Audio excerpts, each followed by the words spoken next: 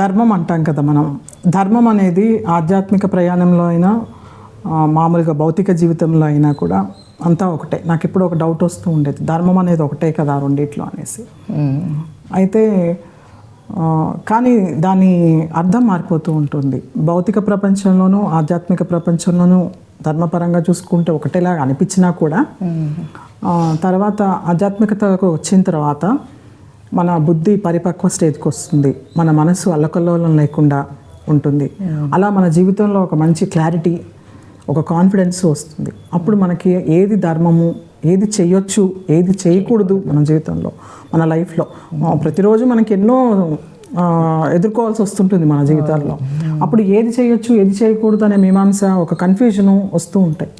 అలాంటివన్నీ కూడా ఈ ఆధ్యాత్మిక ప్రయాణంలోకి వచ్చిన తర్వాత ఎప్పుడైతే మన బుద్ధి పరిపక్వత స్టేట్లోకి వచ్చినప్పుడు, మన మనసు గందరగోళంగా లేకుండా స్పిరిచువల్గా మనం ఉన్నప్పుడు, ధ్యానం చేస్తున్నప్పుడు మనసు ప్రశాంతంగా ఉంటుంది, బుద్ధి వికసిస్తుంది. ఏది చెయ్యాలో ఏది చేయకూడదు అనేది మన ఆత్మశక్తి ద్వారా మనం తెలుసుకుంటాము. ఇది మనకు బ్రహ్మర్షి పత్రిజీ గారు చెప్పారు.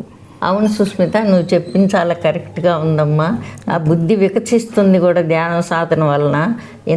ఎంతమంది అలా ధ్యాన సాధనలో వచ్చారు, కొత్త వాళ్ళు వస్తున్నారు ఇప్పుడు చాలామంది. అది చాలా నువ్వు చెప్పింది కూడా కరెక్ట్గా ఉంది, చాలా బాగుంది. థ్యాంక్స్ సర్లే సుస్మిత. Thanks to sir.